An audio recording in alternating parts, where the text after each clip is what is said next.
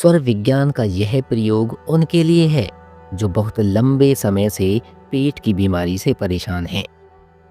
हर तरह का ट्रीटमेंट लेने के बाद भी जिनको आराम नहीं मिला, या आराम मिला भी तो बहुत कम और कुछ ही समय के लिए मिला। आज के इस उपाय में आपको 3 लोगों की जरूरत पड़ेगी। जी हाँ, इस उपाय को करने के लिए 3 लोग आपको चाहिए होंगे। 1 हफ्ता यानी 7 दिन और किसी भी समय यह उपाय किया जा सकता है।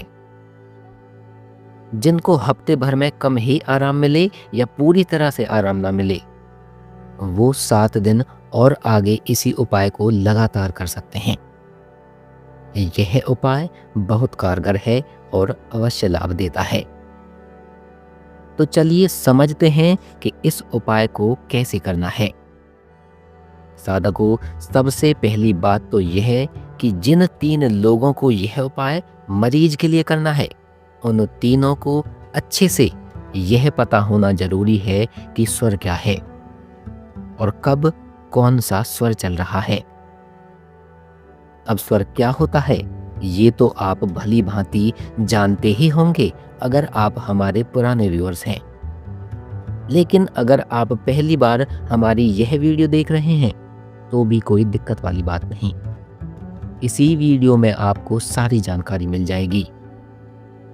इसके अलावा भी हमने स्वर विज्ञान के ऊपर बहुत सारी वीडियोस चैनल पर डाली हुई हैं। आप चैनल की प्लेलिस्ट में जाकर वीडियो देख सकते हैं और स्वर विज्ञान को और अच्छे से जान सकते हैं। देखिए, इस उपाय के लिए आपको सबसे पहले अपने स्वर को चेक करना है कि आपका कौन सा स्वर चल रहा है। उससे पहले आपको बता दें कि ये स्वर क्या हैं। साधकों, आपकी नाक के 2 छिद्र हैं, एक उल्टे हाथ की तरफ और एक सीधे हाथ की तरफ। इनमें से जो उल्टे हाथ की तरफ वाला छिद्र है उसको हम बोलते हैं चंद्र स्वर, और जो सीधे हाथ की तरफ वाला छिद्र है उसे बोलते हैं सूर्य स्वर। तो आपको अपने स्वर चेक करने हैं कि दोनों में से कौन सा स्वर चालू है, मतलब कि दोनों छिद्रों में से किस नाक में हवा अच्छे से आ जा रही है। अब जागृत स्वर की पहचान के लिए आपको सबसे पहले अपने सीधे हाथ के अंगूठे से अपनी सीधी तरफ वाली नाक के छिद्र को दबाकर बंद कर लेना है और दूसरी यानी खुली नाक से लंबी सांस अंदर खींचनी है और बाहर छोड़नी है। ऐसा आपको 2 बार करना है और इस दौरान मुंह बंद रहेगा। अब अंगूठा हटा लें और इस बार उल्टे हाथ के अंगूठे से उल्टी तरफ वाले नाक के छिद्र को दबाकर बंद कर लेंगे और खुली नासिका छिद्र से सांस अंदर खींचेंगे और बाहर छोड़ेंगे। सांस अंदर खींचेंगे, बाहर छोड़ेंगे। यह भी आपको 2 बार ही करना है। बस अब आप जान जाएंगे कि दोनों में से आपका कौन सा स्वर चालू है। देखिए, ऐसा करने पर आपको दोनों नासिका छिद्रों में से किसी एक छिद्र में हवा का आना जाना सुगम महसूस हो रहा होगा और दूसरी में कुछ अटका महसूस हो रहा होगा।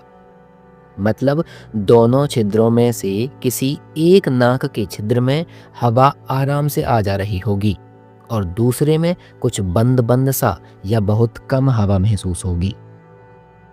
दोनों में से जिस भी नासिका छिद्र में हवा का आना जाना अच्छे से महसूस हो रहा है वही स्वर आपका चालू माना जाएगा।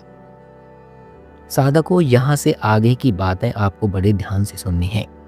आप यह वीडियो सेव भी कर लें ताकि अगर दोबारा आपको ज़रूरत पड़े तो फिर से आप यह देख सकें।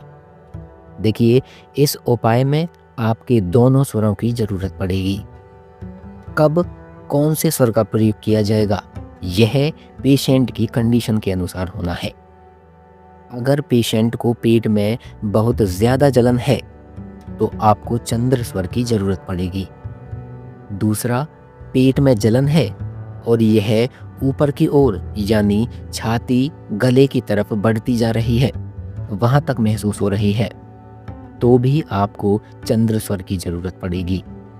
तीसरा, पेट में जलन के साथ साथ पूरे शरीर में चींटियां सी काटती हैं, तो भी आपको चंद्र स्वर की जरूरत पड़ेगी। अब अगर पेट में बहुत ज्यादा गैस बनती है, पेट गुम सा रहता है, तो आपको सूर्य स्वर की जरूरत पड़ेगी।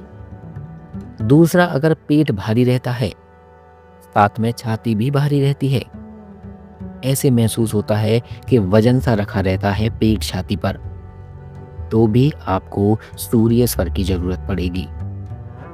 पेट गुम, सांस लेने में पेट दुख रहा हो, सर में भारीपन, दर्द महसूस हो रहा हो, तो भी आपको सूर्य स्वर की ही जरूरत पड़ेगी।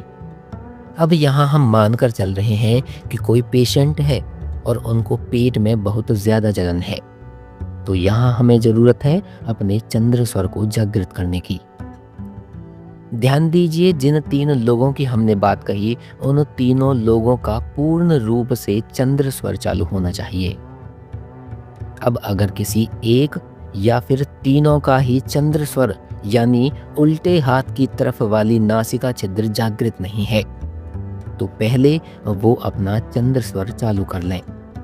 और स्वर को बदलने के लिए आप कुछ उपाय कर सकते हैं, जैसे अपने सीधे हाथ की करवट लेकर कुछ देर बेड, चारपाई या फिर जमीन पर लेट जाएं, तो आपका चंद्र स्वर कुछ ही समय में चालू हो जाएगा।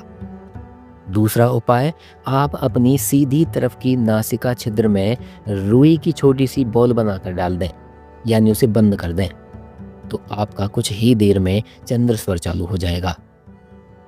और तीसरा, अपने सीधे हाथ की तरफ बगल में अपने उल्टे हाथ की मुट्ठी बनाकर रख लें और दबाव डालें बगल पर। थोड़ा सा अपने सीधे कंधे को झुका लें, जैसे अभी अभी एक नई फिल्म आई है पुष्पा, जिसमें पुष्पा अपने कंधे को झुका कर रखता है, वैसे उस तरह झुका लें, तो कुछ ही देर में आपका चंद्र स्वर चालू हो जाएगा।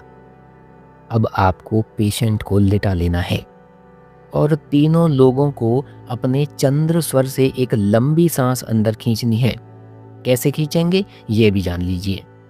आपको अपने सीधे हाथ की तरफ वाले नाक के छिद्र को सीधे हाथ के अंगूठे से दबाकर बंद कर लेना है, मुंह भी बंद रहेगा। और अब खुले नासिका छिद्र से लंबी सांस धीरे धीरे अंदर लेनी है।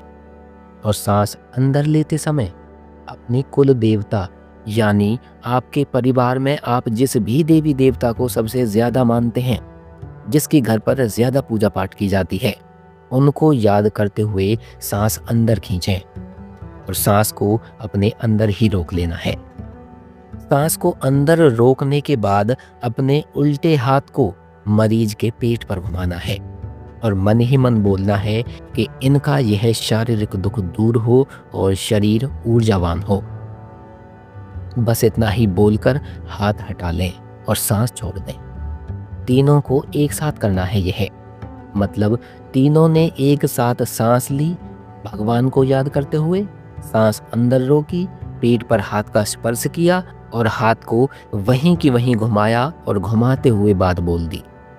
फिर हाथ हटाकर सांस छोड़ देनी है। यह आपको 3 बार करना है, 7 दिन तक करना है। मरीज खुद बताएगा कि उसको लाभ मिला है, उसको आराम हो रहा है। और यही करना है आपको सूर्य स्वर में। बस याद रखें कि सूर्य स्वर में आपको अपना सीधा हाथ प्रयोग में लाना है, मतलब सीधा हाथ आपको पेट पर रखना है। साधकों, हम आशा करते हैं कि यह वीडियो आपको जरूर पसंद आई होगी। वीडियो को लाइक और चैनल को सब्सक्राइब करना ना भूलें। आप हमसे टेलीग्राम पर भी जुड़ सकते हैं। हमारी टेलीग्राम आईडी है सर्वो सनातन 11। तो चलिए, आज की इस वीडियो में बस इतना ही। मिलते हैं जल्द ही एक और नई वीडियो के साथ। तब तक अपना ध्यान रखिए। धन्यवाद।